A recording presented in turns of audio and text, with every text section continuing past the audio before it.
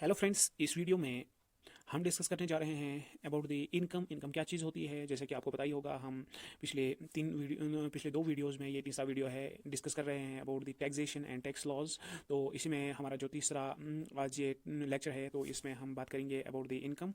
तो इनकम के बारे में बात करेंगे as per income tax section 2 of 224, जिसमें इनकम को एक्सप्लेन किया गया है। तो इनकम को कहा गया है ये क्या चीज़ है, इनकम क्या चीज़ है। इट इज़ ए प्रॉफिट और गेन जो आपको नफ़ा हुआ है, जो आपको ज़्यादा मिला है, या डिविडेंड रिसीव्ड, या क्या कहते हैं voluntary contribution received by a trust institution which are created wholly और पार्शियली फॉर द चैरिटेबल और रिलीजियस पर्पसेस। तो इसमें ये भी इनकम में आता है। इसकी प्रेरिक्विजिट्स क्या है, एनी स्पेशल अलाउंस, जो आपके पास स्पेशल अलाउंस आ जाता है किसी तरह से, या कोई भी अलाउंस आपके पास आ जाता है, वो भी इनकम में आ जाता है। Any sum paid by the compound in company in the interest of the SSC. SSC का मतलब हो गया जिसको टैक्स पे करना पड़ता है, जिसको टैक्स पे करना पड़ता है, तो उसको बोलते हैं एसएससी। तो अगर उसको कोई भी इंटरेस्ट कंपनी पे करती है, तो उसको वो भी इनकम में आ जाता है।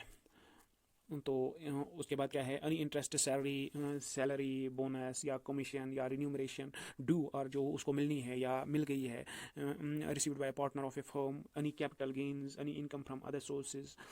तो इसमें ये सब चीज़ें आ जाती है। The definition is inclusive and not exclusive. तो इसमें ये सब चीज़ें आ जाती है। जो भी जिस भी तरह से एक बंदे के पास कोई भी पैसा आ जाता है, जिससे उसकी जो इनकम है, उसकी इनकम अगर ज़्यादा हो जाती है, तो वो इनकम में आ जाता है। Therefore, the term income not only includes those which are included in section 22, but also includes such things which the term signifies according to its general and natural. तो इसमें सिंपली थोड़ी सी चीज़ें नहीं आ जाएंगी, इसमें बहुत सारी चीज़ें आ जाती है ना। तो इसका मतलब क्या हो गया, the term income simply means something which comes in. तो इसका मतलब है कोई भी चीज़ जो आपके पास आ जाए, कोई भी पैसा जो आपके पास आ जाए, चाहे कहाँ से आ जाए, क्या आ जाए, तो इसका मतलब ये नहीं है। इनकम आपकी वही है जो आपके हाथ में है ना। कहाँ से आ गई, क्या आ गई, तो इसके साथ लेना देना नहीं है। It is a periodical return with regularity और एक्सपेक्टेड रेगुलरिटी। तो इनकम क्या हो सकती है, ये रेगुलर ही हो सकती है। फॉर एग्जांपल सैलरी, एक बंदे की मंथली सैलरी होती है, ईयरली या डेली होती है, तो ये इसमें रेगुलरिटी है, या एक्सपेक्टेड रेगुलरिटी, या आप एक्सपेक्ट कर सकते हैं कि इसमें रेगुलरिटी आ जाए। और इसमें क्या है, income does not only refer to the monetary return but also includes non monetary return. इसमें मॉनिटरी, फॉर एग्जाम्पल पैसे की सूरत में अगर आपको कोई चीज़ मिल जाती है, ये इस इनकम में सिर्फ ये चीज़ इंक्लूड नहीं होती है, इसमें और कोई चीज़ भी इंक्लूड हो जाती है जो पैसे की सूरत में नहीं होती है। फॉर एग्जाम्पल प्रॉपर्टी होती है ना, या गिफ्ट होता है। It includes value of benefits and periods as well. और इसमें क्या है, ऑल सच इनकम्स और tax unless otherwise it is specially exempted by any such provision of act. तो इसमें कोई भी इनकम आ सकती है जिससे चाहे वो प्रॉपर्टी की सूरत में हो, चाहे वो पैसे की सूरत में हो, चाहे वो गिफ्ट की सूरत में हो, सब चीज़ें आ सकती है। और कोई भी अलाउंस आ सकता है, कोई भी चीज़ आ सकती है जिससे आपकी इनकम ज़्यादा हो जाए, जिसकी तो ये चीज़ें इसमें आ जाती है। लेकिन इसमें कुछ चीज़ें हो सकती है कि अगर उसमें टैक्स का प्रोविजन दिया गया है, तो वो चीज़ें इनकम में इंक्लूड नहीं की जाती है, लेकिन उसके बारे में लॉ में पूरी तरह से लिखा गया होना चाहिए कि क्या चीज़ इसमें नहीं आएगी, क्या आएगी। तो अब बात करते हैं हम फीचर्स या कैरेक्टरिस्टिक्स ऑफ इनकम के बारे में। तो इसका जो पहला ही कैरेक्टरिस्टिक है, it is regular and definite source. तो इसका जो सोर्स है रेगुलर या डेफिनेट होता है। तो इनकम का सोर्स जो होता है रेगुलर सोर्स होता है। फॉर एग्जाम्पल आप देख रहे हैं कि सैलरी लोगों की, तो उसका जो सोर्स है रेगुलर होता है ना। और फिर क्या है, income must come from outside. एक बंदा खुद को सैलरी नहीं दे सकता है ना, खुद को कोई इनकम नहीं दे सकता है ना, वो नीचे बाहर से आनी चाहिए। चाहे वो प्रॉफिट की सूरत में हो, चाहे वो गिफ्ट की सूरत में हो, चाहे वो सैलरी की सूरत में हो, किसी भी तरह से हो, बाहर से होनी चाहिए। अपने अपने आप को कोई क्या दे सकता है ना, तो वो इनकम नहीं कहला सकती है। Receipt versus accrual. तो इनकम रिसिप्ट्स के सूरत में भी हो सकती है, या एक्रूवल की सूरत में भी, और एक्रूवल बेसिस। तो इनकम आपने अगर अर्न की, किसी जगह पे आपने कोई काम किया लेकिन उसने आपको पे नहीं किया, तो वह आपकी इनकम में शामिल हो जाएगा, है ना। तो ये मतलब जब आपने काम किया, तो उसी टाइम आपके खाते में लिख ली जाती है कि आपने इतनी सैलरी कमाई, आपने इतने वेजेस कमाए, है ना। तो ये भी इसका कंसेप्ट है। Tainted income, the income tax. तो यहाँ पे क्या है, टेंटेड इनकम का मतलब ये हो गया है कि इनकम टैक्स जो डिपार्टमेंट है, उसको ये परेशानी नहीं है कि आपने पैसा कहाँ से, मतलब उसको ये ज़्यादा परेशानी नहीं है कि आपकी इनकम कहाँ से हो गई है, क्या हो गई है, कहाँ से मिला है। और उसका जो टेंशन है, उसकी जो प्रॉब्लम है, वो ये है कि आपके पास जो पैसा है उस पर टैक्स लगेगा। उसको वो ये नहीं देखता है कि आपने वो कहाँ से लाया, लीगली कमाया या इलीगली कमाया। तो उसके बारे में जो है डिफरेंट लॉज देखेंगे, डिफरेंट लॉज से देखा जाएगा, इनकम टैक्स लॉज देखे जाएंगे। लेकिन अगर आपकी इनकम जितनी भी है, तो उसी हिसाब से आपको जो है टैक्स लग जाएगा। तो वो इनकम में इंक्लूड हो जाएगा, चाहे आपने लीगली कमाया है या इलीगली। Disputed title. एक और चीज़ है यहाँ इनकम में, डिस्प्यूटेड टाइटल। तो यहाँ पे आप डिस्प्यूट नहीं कर सकते हैं कि मेरी income because of existence of dispute recording title of income. इसमें कोई ऐसी बात बंदा नहीं कर सकता है कि मेरी जो इनकम है इसके बारे में अभी पता नहीं है कि इस पर लगेगा कि नहीं लगेगा। अगर आपकी इनकम हो गई है कुछ फॉर एग्जांपल स्लैब्स में आती है तो टैक्स लग जाएगा, है ना। तो यहाँ पे जो इनकम टैक्स का मसला है तो इसमें डिस्प्यूट नहीं चलता है कि डिस्प्यूट सैलरी कहाँ से आई, क्या आई। तो एक बंदा टाल मटोल करने की कोशिश करेगा कि ताकि वो बच जाए किससे, टैक्स से, लेकिन ऐसी बात नहीं होने वाली है। तो यहाँ पे एक और चीज़ है, टेम्पररी और permanent. Whether the income is permanent और temporary it is immaterial from the tax point of view. Income चाहे परमानेंट हो या इम्परमानेंट हो तो इससे कोई मसला नहीं है। इनकम आपकी अगर आ गई तो ये आपकी इनकम मानी जाती है। फॉर एग्जांपल कोई बंदा रातों रात लॉटरी जीत लेता है तो इनकम में शामिल हो जाएगा। कोई बंदा रातों रात कौन बनेगा करोड़पति से 10 लाख ले आता है, 20 लाख ले आता है तो इनकम में शामिल हो जाएगा, है ना। तो ये चीज़ें इनकम में शामिल हो जाती हैं, चाहे वो परमानेंट हो या ना हो, इनकम में आ जाती है, उन पर टैक्स लग जाता है। Diversion of income by overriding titles versus applications of income. तो ये एक ब्रॉडर टर्म है। तो इसका मतलब है कि इनकम जब any expenditure investment of income is received is application of income. जब इनकम आपको मिल जाती है तो उसके बाद आफ्टर इनकम इज रिसीव्ड तो उस पर कोई खर्चा आ जाता है तो क्या है कि under the income tax law which is chargeable to tax is income before application of law. तो जो आपको इनकम आ गई है फिर उस पर अगर आपका कोई खर्चा आ गया है तो वो उसमें शामिल नहीं हो जाएगा।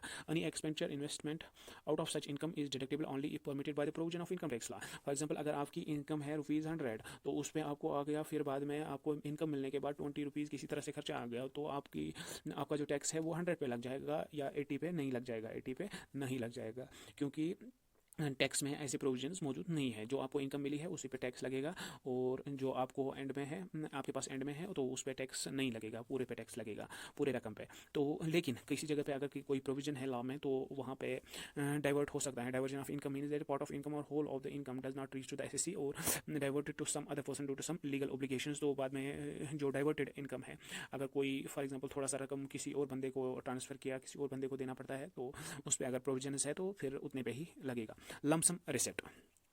लमसम रिसिप्ट का मतलब हो गया income whether received in lumpsum और instalment is liable of tax. आपकी इनकम अगर आपने फॉर एग्जांपल आपकी सैलरी जो है, आपकी सैलरी है 10,000, आपकी सैलरी है 10,000 अगर आपकी सैलरी है, आपने 2,000 करके ले ली, 2,000 करके ले ली, 2,000 करके आपने सैलरी ले ली, 2,000 करके आपने 5 बार सैलरी ली तो उससे क्या हो गया कि उससे कोई फ़र्क नहीं पड़ता है, आपकी सैलरी पे पूरा टैक्स लग जाएगा। वो ये नहीं देखते हैं कि आपने कितनी बार ले ली, कितना ले लिया, तो वो नहीं देखते हैं, वो ओवरऑल देखते हैं। Tax free income. If a person receives tax free income in which tax is paid by the person making payment on the behalf of the person, it is grossed up for the inclusion of the total income। तो कोई बंदा है ऐसा है कि जिसमें already किसी बंदे ने टैक्स पे किया है। फॉर एग्जांपल कोई बंदा सैलरी लेता है तो उस पर ऑलरेडी टैक्स दिया गया है तो उस बंदे को फिर उसमें फॉर एग्जांपल जिस रकम पे सैलरी टैक्स दे दिया गया है उस पर दोबारा से टैक्स नहीं लगेगा। Tax free income. और फिर आता है voluntary receipts. Receipts which do not arise from the exercise of profession of business, do not amount to remuneration and are made for reasons purely for personal nature और not include in the scope of total income. Receipts on account of dharmada gaushala and pathshala is not income and therefore not liable to tax. तो मतलब कोई receipts कोई बंदा किसी पे कोई contribution दे देता है, कोई किसी इदारे में देता है, धर्मशाला में देता है, किसी मंदिर में देता है तो उस पर टैक्स नहीं लग जाएगा, है ना। और इनकम इंक्लूड्स लॉस। तो इनकम में अगर आपका कोई लॉस हुआ है किसी तरह से तो जिस तरह से इनकम प्लस किया जाता है, गेन प्रॉफिट या गेन को प्लस किया जाता है, लॉस को माइनस किया जाता है। आपकी इनकम में से जो भी आपको लॉस हुआ है उसको माइनस किया जाएगा टोटल अमाउंट में, तो फिर आपको टैक्स देना पड़ेगा बाकी जो बचा है आप पे आपका। और इसमें आता है गिफ्ट से जो इनकम आती है, ट्रीटमेंट ऑफ गिफ्ट्स। तो इसमें कहा गया है कि in case of the individuals of Hindu undivided family subject to certain action following 3 kinds of gifts are treated as income. जो 3 किस्म के जो चीज़ है इसमें मॉनिटरी गिफ्ट्स आते हैं जिसमें 50,000 से अगर ज़्यादा किसी को मिला है in the form of gift तो उस पर टैक्स लगेगा। या इमूवेबल प्रॉपर्टी किसी को मिली है जो जिसका अमाउंट है, जिसकी कीमत हो सकती है, फॉर एग्जांपल किसी को मकान मिला है, किसी को कोई ज़मीन मिली है या कोई चीज़ मिला है तो उस पर टैक्स लगेगा अगर उसका जो कीमत है मार्केट में वो 50,000 से ज़्यादा है। तो इसमें तीसरा जो क्या कैटेगरी है गिफ्ट का वो है जो इन दो में नहीं आती है, कोई ऐसी immovable other than immovable property, कोई भी एक स्पेसिफाइड प्रॉपर्टी जो ऊपर की कैटेगरीज में नहीं आती है, इसमें जो इमूवेबल प्रॉपर्टी में नहीं आती है वो इसमें आ सकती है। यहाँ पे हम बात करते हैं रेवेन्यू अथॉरिटीज़ ऑफ इंडिया के बारे में। तो इंडिया में रेवेन्यू कलेक्ट करने के लिए, टैक्स कलेक्ट करने के लिए एक डिपार्टमेंट है, वो है इनकम टैक्स डिपार्टमेंट। तो जो गवर्नमेंट की एजेंसीज़ है उसमें वहाँ पे है CBDT, central board of direct taxes. तो ये जो central board of direct taxes है, it is in charge of monitoring the income tax collection. तो डायरेक्ट टैक्सेस इसके हाथ में होते हैं, कलेक्ट करना इसी का हाथ होता है। The agency functions under the department of revenue of the ministry of finance. तो मिनिस्ट्री ऑफ फाइनेंस के अंडर ये काम करती है। This is the highest income tax authority जो मुल्क में है। It is this is functioning since 1st of January 1964, which derived its authority from Central Board of Revenue Act 1963. CBDT controls the government revenue from direct taxes, income tax, estate duty, wealth tax, gift tax. और क्या है दूसरा जो इदारा है वो है CBEC, central board of excise and customs. और क्या है central board of indirect taxes and customs. इसको GST जब लाया गया तो उस टाइम GST से डील करने के लिए इसको central board of indirect taxes and customs इसको बनाया गया। और ये जो अथॉरिटीज़ है, income tax authorities shall be following classes of income authorities for the purpose of the act.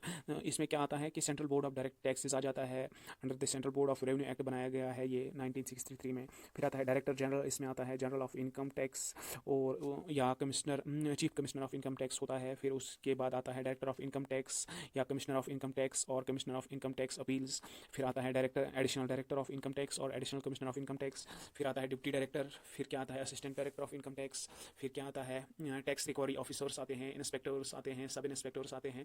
तो इनकी जो फंक्शन है, power and functions of CBDT।